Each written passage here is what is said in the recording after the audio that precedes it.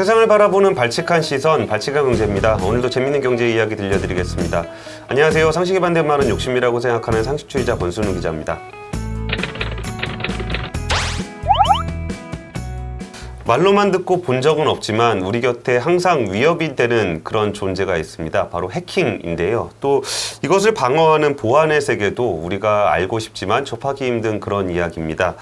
오늘은 귀한 분을 모셨습니다. 한국의 최고 보안 전문가들이 모여있는 금융보안원의 김영기 원장님을 모셨습니다. 안녕하십니까? 예, 안녕하십니까? 금융 그리고 보안이라 그러면은 금융회사는 진짜 무엇보다 보안이 굉장히 중요할 거라는 생각이 들어요. 우리의 돈이 대부분 전산으로 돼 있잖아요. 우리가 현찰 쓰는 사람 별로 없으니까. 그렇죠. 네. 와, 그러면 진짜 만약에 내가 해커라면 가장 먼저 뚫고 싶은 곳은 아무래도 은행일 것 같아요. 그러면은 금융보안원이라는 곳이 어떤 일을 하는 것인지 그거에 대한 소개부터 부탁드릴게요. 예, 금융보안원은 2015년 4월에 설립된 기관입니다. 설립된 계기가 2014년 초에 그 3개 카드사의 카드 정보 유출 사고가 있었습니다. 예. 온 국민의 그 카드 정보가 다 노출이 됐던 엄청난 그 사회적인 이슈였죠. 그때 금융감독원 계셨고 제가 금융감독원 출입기자였는데 네. 그때 박근혜 대통령 주민등록번호 유출돼가지고 아주 난리가 났었죠. 그 당시에 제가 카드 정책을 감독하던 국장이었습니다. 이쪽으로 올 줄은 몰랐죠. 그리고 2013년도에 이제 3.20 사태라 그래서 대규모 해킹 사건이 있었습니다. 예. 그때 당시에 3개 방송사, 3개 대형 금융사가 해킹으로 시스템이 한 2시간 이상 중단되고 해서 큰 사회적인 문제가 생겼습니다. 그래서 그 사건이 있으면서 이거 금융 쪽에 이 보안 전담 기구가 필요하겠다 해서 2014년 초에 대통령 업무보고 때 이런 기구를 설립하겠다라고 보고를 하고 한 1년간 준비를 해서 2015년 4월에 이제 출범을 했는데 그 이전에 은행권에 대한 이 사이버 보안 관제 업무를 하던 데가 금융결제원에 있었습니다. 그 기능을 하고 있었고 증권 쪽은 코스콤이라는 기관에서 하고 있었는데 그 두 개 기관에 있던 이 사이버 보안 관제 기능을 분리시키고 당시에 OTP라고 해서 우리 일회용 비밀번호 사용하던 그걸 운영하던 금융보안연구원이라고 있었는데 그 세 개를 합쳐서 만든 것이 지금의 금융보안원이고요. 주로 하는 일은 지금 우리나라의 금융권에 외부의 해킹 시도라든지 이런 그 사이버 리스크를 24시간 365일 들여다보고 외부 공격이 있으면 그거를 방어를 하고 금융회사에 정보를 공유를 하고 하는 것들을 기본적으로 하고 있는. 그 원장님께서 최근에 책을 내셨습니다. 24시간 365일 보안 이야기라는 책을 내셨는데 사실 뭐 책을 내지 않으셨으면 제가 모시기가 좀 힘들었겠죠. 그리고 사실 그 제가 원장님과 꽤 오래 알고 지냈지만 원장님께서 그 칼럼이라든지 이런 데서 쓰시는 내용들을 보면은 사실 좀 너무 딱딱해요. 그렇죠. 이게 좀 그래서 평소에 하시던 얘기를 우리가 밥 먹으면서 했던 그런 얘기들을 좀 직접 들을 수 있으면 얼마나 좋을까 싶었는데 이 책을 보니까 그런 얘기들이 정말 이렇게 사례들도 많이 나오고 그래서 아무래도 보안이라는 게 특정 회사가 거론되면 그 회사가 조금 이렇게 좀 레퓨테이션 문제가 있잖아요. 그래가지고 이제 공식적인 칼럼에서는 그런 얘기들을 많이 안 쓰셨는데 이 책에는 정말 그 재밌는 사례들이 좀 많이 나오더라고요. 그래서 이 책을 소개를 해드리면서 그런 얘기를 이미 책에 쓰신 얘기니까 좀 더 방송에서는 좀 편하게 이야기하실 수 있지 않을까 싶어서 이렇게 모셨습니다. 일단은 우리가 해킹이라는 단어는 모르는 사람이 없을 정도로 많이 알 거예요. 근데 진짜 해킹이 그렇게 많이 일어나나? 우리는 물론 제 컴퓨터를 해킹할 필요가 별로 없겠죠. 돈도 없고 정보도 없으니까. 근데 실제로 해킹이 그렇게 많이 이루어져요? 저희 이제 금융보안원의 그 금융보안관제센터라고 있습니다. 그래서 거기서는 우리가 이제 회원사가 다 금융회사들인데 지금 현재 196개 금융사가 저희들 회원사로 되어 있습니다. 그 196개 회원사의 인터넷 구간에 저희들이 이제 관제, 장비를 다 설치를 해놓고 외부에서 사이버 공격이 들어오는 것을 늘 들여다보고 있습니다. 들여다보고 있는데 평균적으로 보면 우리가 이제 그 외부의 공격을 하루에 방어하는 건수가 하루 평균 한 6,500건 정도 됩니다. 그러니까 하루요? 하루에 6,500건이요? 그러니까 하루에 보통 한 50만 건에서 100만 건 정도를 들여다보고 이상한 어떤 공격을 들여다보고 그중에서 대응이 필요하다 해서 대응을 하는 건수들이 그렇게 되는 겁니다. 그러니까 시도 정도가 아니고 거의 이제 근접할 정도로 위협이 될 정도에 그렇죠. 대응한 것만 6,500건이라고요? 와, 해커들 진짜 열심히 사네요. 이 사이버 공간은 예. 우리가 깨닫지 못하는 사이에 항상 그런 위협이 있습니다. 오, 6,500건이면 정말 많은 거잖아요. 그러니까 항상, 그러니까 조금이라도 그러니까 이게 뚫릴 수도 대응을 안 하면은 해킹에 당할 수 있는 위험만 6,500건이라는 거잖아요. 이제 여러 가지 이제 경로가 있겠죠. 예를 들면 초기 공격을 이렇게 이제 해보려고 하는 시도가 있을 수 있고 이미 이제 어느 정도 이렇게 침입을 했는 경우도 있을 수 있고 여러 가지가 있는 거죠. 일단은 이제 그 관제 차원은 외부에서 들어오는 1차 선에서 이제 보는 그런 의미가 있는 거고.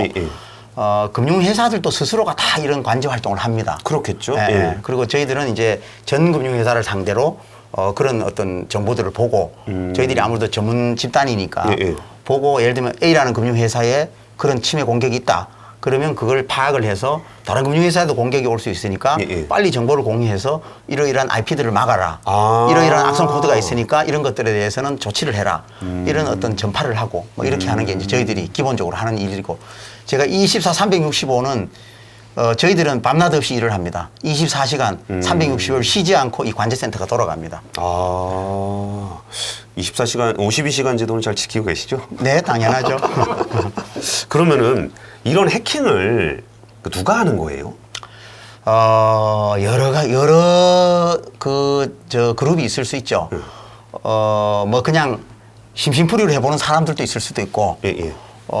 정말 전문적인 해킹 집단도 있을 수도 있고. 그러니까 예를 들면 그런 거 있잖아요. 우리가 그때 320 그때도 뭐 얘기 나오니까 뭐 북한의 소행 그러니까 사실 조금 이렇게 냉소적인 사람들은 아이고 뭐 못 찾으니까 그냥 북한 소행이라 그러면 그냥 뭐 북한인가 보다 그냥 그러지 그게 북한인지 아닌지 어떻게 알아? 막 그런 얘기들도 막 하고 그러잖아요. 그렇죠. 이제 근데 항상 매일 대응을 하다 보면은 이제 그 상대에 대해서도 조금 이렇게 알 수 있을 것 같아서 아까 뭐 그룹이 있다는 말씀을 좀 해주셨는데 좀 이렇게 파악되고 있는 그런 해커 조직들도 있어요? 이제 대형 이제 사이버 사건이 생기면 그런 어떤 규모의 공격을 한다 그러면 이거는 일정 개인이 그냥 하기에는 쉽지는 않은 이제 그런 거죠. 그런데 보통 이제 우리가 해킹 공격을 받았다 그러면 이 집단이 어느 나라의 어떤 해킹 그룹이냐 하는 것을 100% 장담해서 이거는 100% 얘들은 뭐 북한 해킹 그룹이다 이렇게 얘기를 하기는 어렵습니다. 왜냐하면 스스로 우리가 했다라고 얘기를 안 하니까. 그렇죠. 그리고 또 사칭을 하기 때문에. 그렇기 때문에 그런데 북한이라고 해서 걔네가 한국말로 해킹하지는 않을 거 아니에요. 그럼요. 그런데 이제 다만 과거에 쭉 공격해 왔던 기록들이 있고 공격하면 이제 공격하는 그 패턴이나 특징이나 기능이나 이런 것들이 분석하면 나오기 때문에 그러면 이런 공격 패턴은 종합적으로 판단했을 때 해킹 그룹이 어디에 속하는 해킹 그룹이겠다라고 보는 거죠. 그래서 저희들이 이제 보통 뭐 북한이라고 얘기하는 거는 이제 과거에 그 당시에 320 사태라든지 2009년도에 77 디도스 사태라든지 이런 거 생겼을 때 북한이라고 해서 그 당시에는 말씀하신 대로 그냥 뭐 북한이라고 이렇게 그냥 쉽게 얘기하는 거 아니냐라고 당시에는 그랬을지 모르지만 사후적으로는 다 북한이라는 걸 이제 다 인정을 하고 있죠. 지금은 다 인정하고 있죠. 그리고 세계적으로 이 사이버 공격을 왜 그러면 국가 단위로 그렇게 열심히 하느냐. 최근에 우리 이제 공격 들어온 거 보면 뭐 러시아로 추정되는 그룹도 있고 뭐 중국도 있고 북한도 있고 다 있는데 이 사이버 전력이라는 거는 대표적인 비대칭 전력입니다. 이 비대칭 전력이라는 게 뭐냐 하면 우리가 군사 이제 이 작전을 할 때 재래식 무기 예를 들면 대포를 쏜다든가 뭐 어쨌든 재래식 이 무기를 통해서 하는 거는 투입한 만큼의 효과가 나타나는 거죠.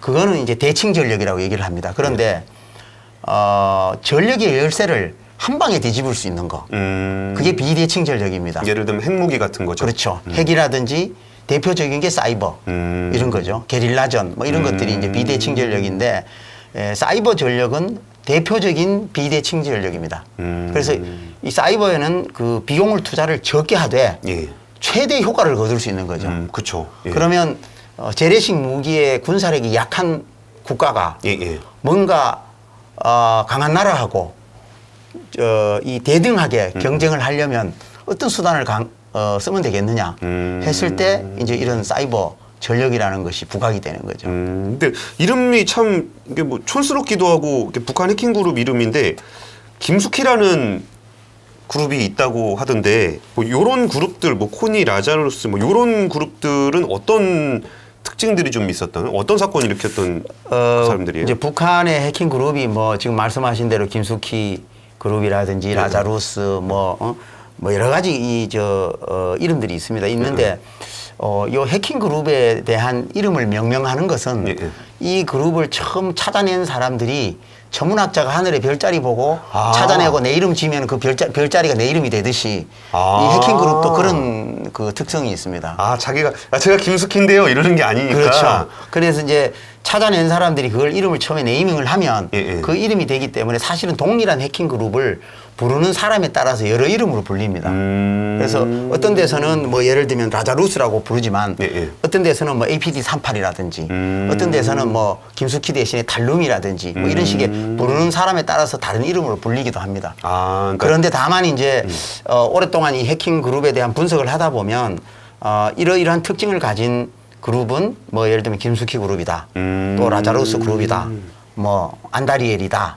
뭐 블루노로프다. 뭐 이렇게 이제 명칭을 이렇게 하는 거죠. 하는 거고 이제 과거에 그런 그룹들이 어떤 그 유명한 해킹 사건들을 일으킨 이제 사례들이 있는 거죠. 예를 들면 뭐 김숙희 그룹 그러면은 옛날에 뭐 우리나라의 한국 수력 원자력 해킹했던 그런 사건이라든지 한수원을 해킹했었다고요? 그런 것도 있었고 뭐 많아요. 많은데 그 라자루스 같은 경우에는 2007년도 뭐 이럴 때부터 이제 활동을 했는데 우리나라 뭐 청와대라든지 정부 공공기관의 이 시스템을 다운시킨 그 2009년도에 77 디도스 사건을 주도했던 것이 이제 라자루스라고 얘기를 하고 또 저 2014년도에는 그 당시에 그 북한 김정은을 이제 희화화해서 영화를 만들었던 소니 픽처스 미국에 영화 개봉하기 전에 그 회사를 해킹해서 그 영화를 유출을 시켜버린 그런 저기잖아요. 그러니까 사건들을 일으켰죠. 그 김정은을 희화화한 영화를 만드니까 그걸 해킹해서 그냥 영화 상영 개봉하기도 전에 그냥 다 불법으로 뿌려버렸던. 예, 그렇죠. 네. 그래가지고 더 많은 사람이 보게 됐다는 아주 재미있는 해킹 사건이죠. 그래서 이제 그런 것들이 있고 이제 그 라자루스의 파생되는 북한 그룹이라고 해서 안다리엘이라는 또 그룹은 저희 금융보안원에서 그거를 발견해서 네이밍을 한 겁니다. 안다리엘이라는 이름을? 안다리엘이라는 이름을. 그래서 뭐 그런 것도 있고. 왜 그 안다리엘로 했대요? 그 라자루스 안다리엘이 유명한 게임 프로그램의 캐릭터 이름입니다. 그래요? 그래서 그 같은 계열이라고 해서 라자루스와 안다리엘을 같은 계열의 그 같은 게임에 나오는 캐릭터를 이름을 네이밍을 한 겁니다. 되게 그 진짜 컴퓨터 좋아하시는 분들 같은 이름을 짓네요. 게임 이름 짓고. 그러면 지금 얘기 들어보니까 되게 흥미로운데 좀 대표적인 해킹 사건 몇 개만 좀 얘기해 줄 수 있어요? 뭐 이게 보니까 뭐 클럽이라든지 랜섬웨어, 클럽의 랜섬웨어 협박 사건, 뭐 펜시베어, 윈텀, 우리는 좀 낯선 이름들인데 그 요런 해킹 사건 관련한 몇 가지 좀 사례를 좀 소개를 좀 부탁드릴게요. 우리가 이제 랜섬웨어라고 많이 얘기를 하는데 랜섬이라는 게 이제 몸값이라는 얘기고 소프트웨어 이걸 이제 합쳐서 이 몸값을 요구하는 이제 이런 게 랜섬웨어인데. 그러면 최근에 있었던 그 미국 송유관 사건 이런 것도 랜섬웨어인 건가요? 그렇죠. 송유관을 막아놓고서 이걸 풀어주지 않으면은 시스템을 암호화해서 작동이 안 되도록 만들어 놓고 이제 그 금전을 요구를 하는 거죠. 그러니까 제 이메일 주소를 제 이메일에 지가 들어와서 비밀번호 바꿔놓고서 야 너 돈 안 주면은 비밀번호 안 알려줄 거야 막 이런 식인 거예요? 보통 랜섬웨어는 뭐 이메일 정도에서 그치지를 않고요.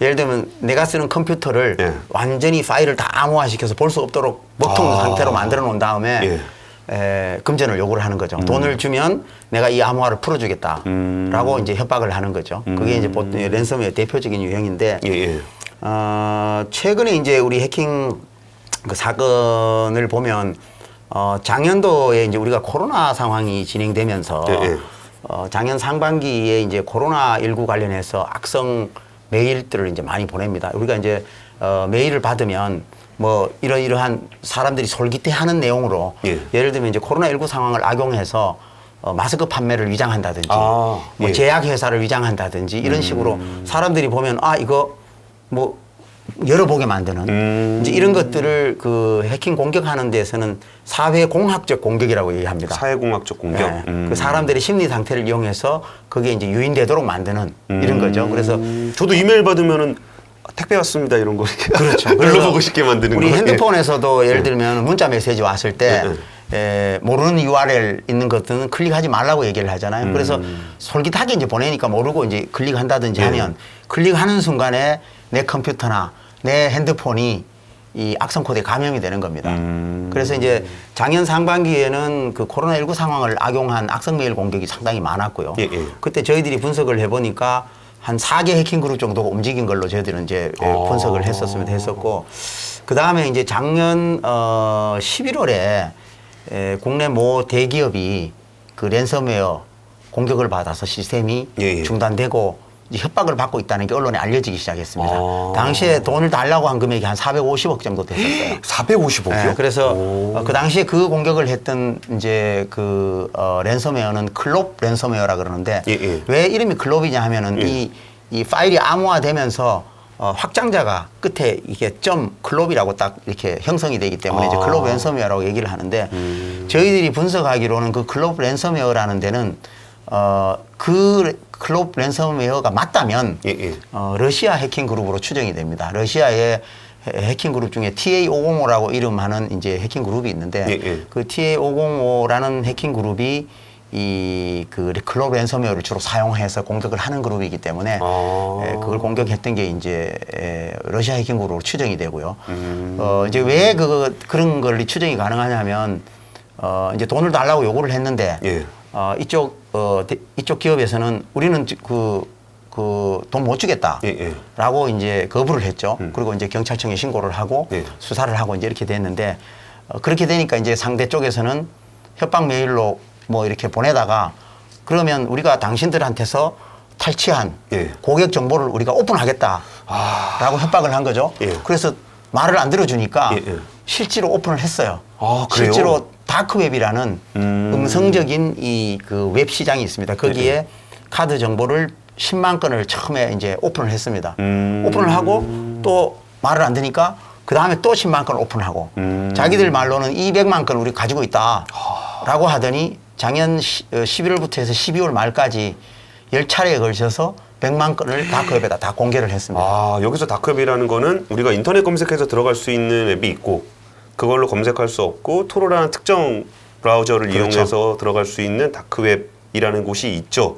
근데 뭐 일반적인 사람은 들어가지 않는 곳이긴 한데 거기다가 공개를 함으로써 일종의 협박 수단인 거잖아요. 그러니까 공개할 수 있다.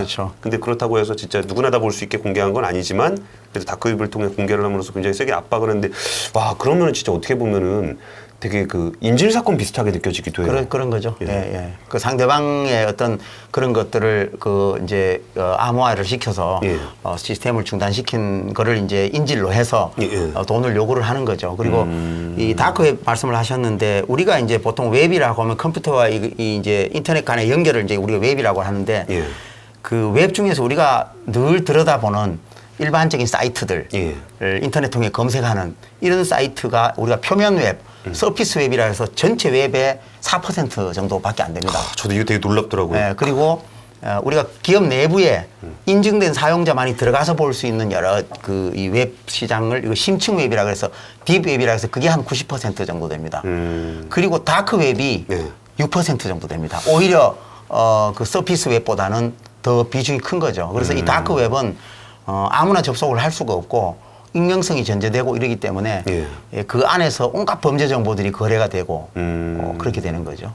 그러니까 이게 다크웹에 대해서는 참 사실 저희가 방송에서 말하기도 조금 애매해요. 이게 워낙 불법 정보들이 많이 돌아다니는 동네고 그래서 괜히 이런 걸 방송하는 게 사람들의 호기심을 자극해서 오히려 다크웹을 찾아보게 만들까 봐 조금 조심스럽긴 한데 어쨌든 해커들이 이제 이용하는 그 불투명성 때문에 좀 잘 안 잡힐 수 있는 그런 동네가 또 있다는 말씀 정도로 좀 가름을 하겠습니다.